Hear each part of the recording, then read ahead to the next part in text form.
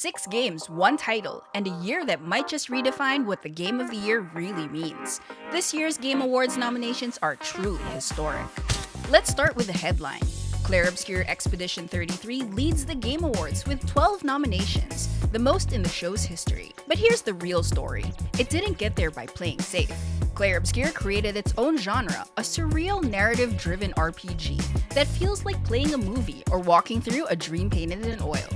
Every detail is handcrafted, from the haunting art direction to the layered sound design that pulls you deeper into its world. The music amplifies every emotion, turning gameplay into an unforgettable experience.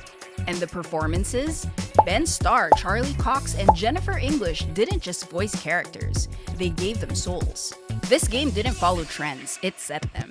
That's why it earned 12 nominations, breaking the record at the Game Awards. But the success isn't just about awards. Clair Obscur had sold over 5 million copies worldwide, and to celebrate, the developers gave a free update to everyone. It was their way of giving back to the community that made this indie title a global phenomenon. And behind all of this is Sandfall Interactive, a small studio based in Montpellier, France. This is their debut game. Let that sink in.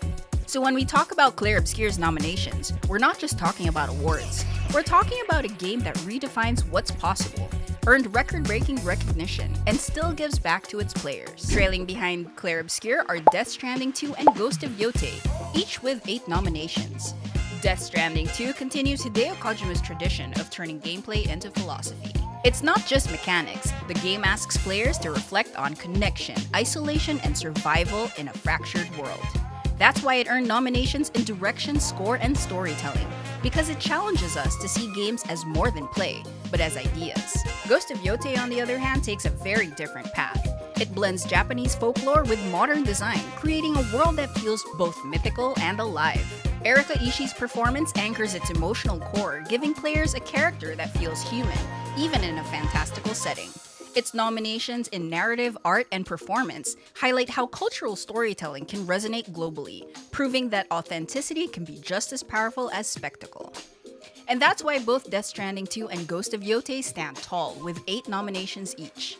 Their approaches may be worlds apart, one futuristic and philosophical, the other rooted in myth and culture. But together, they prove that storytelling, in all its forms, is still the heartbeat of modern gaming. And then there's Arc Raiders. Despite a strong player base and Shroud's very public campaign, it only received 1 nomination, which is Best Multiplayer.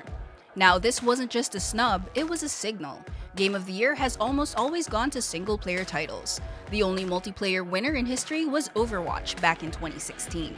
Shroud saw this trend and spoke out. He argued that multiplayer games deserve their own category, a separate Game of the Year for single-player and multiplayer. He even rallied his community, urging fans to vote for Arc Raiders instead of Clair Obscur. Dude, we got to make sure that this game wins Game of the Year, by the way. Do not let that Expedition game win Game of the Year. Do not let it.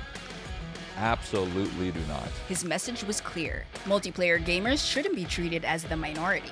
But despite his efforts, the outcome didn't change. Arc Raiders failed to secure a Game of the Year nomination, reinforcing the idea that critics continue to favor cohesive, emotional journeys over competitive mechanics. Here's where the numbers tell a different story. On Steam alone, Arc Raiders hit a peak of 460,000 concurrent players, and across all platforms it reached more than 700,000 concurrent. Sales have already passed 4 million copies worldwide, proving that players are embracing it even if critics aren't. And here's the bigger question for every player out there.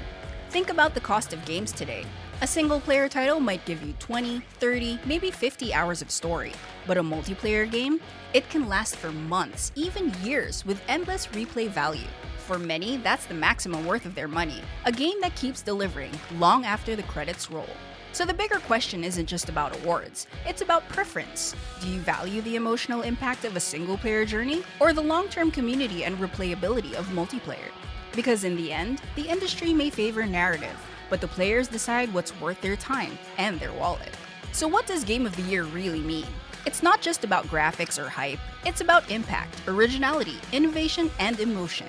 Clair Obscur may lead the pack, but every nominee and every category reflects the evolution of gaming in 2025. Every vote, every stream, every conversation shapes what gets remembered. This year's Game Awards isn't just about winners, it's about what gaming can be and what it's becoming. Thanks for watching. Don't forget to subscribe and follow Gaming Pinas for more updates, breakdowns, and everything you need to stay ahead in the world of gaming.